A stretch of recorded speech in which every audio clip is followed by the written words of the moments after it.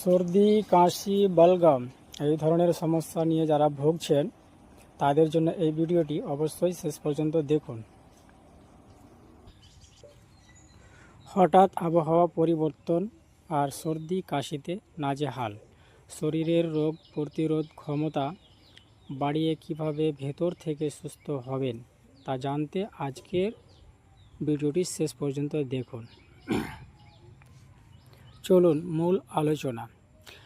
সাধারণত ঠান্ডা খাবার, ধুলোবালি বা ভাইরাস সংক্রমণের কারণে আমাদের বুকে কফ জমা হয় এবং সর্দি কাশি দেখা দেয়। অ্যালোপ্যাথি ওষুধ দ্রুত কাজ করলেও আয়ুর্বেদিক ঘরোয়া উপায় আপনার শরীরকে ভেতর থেকে শক্তিশালী করে তোলে।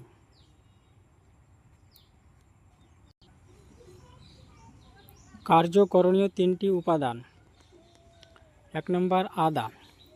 এটি গলা গরম রাখে এবং খুসখুসে কাশি কমাতে ম্যাজিকের মতো কাজ করে। 2 নম্বর, বাদাম।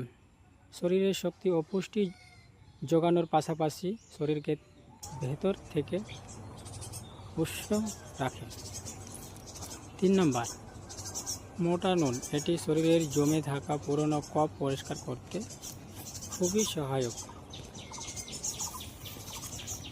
ব্যবহার বিধি। রাতে ভিজিয়ে রাখা বাদাম সকালে ভালো করে চিবিয়ে খেলে সর্দি দ্রুত কমে। এছাড়া রাতে ঘুমানোর আগে 1 টুকরো আদা চিবিয়ে খেলে গলা পরিষ্কার হয় এবং দীর্ঘদিনের কফ বা বালগাম কমে যায়। নিয়মিত কয়েকদিন এই নিয়ম মেনে চললে আপনি চমৎকার ফলাফল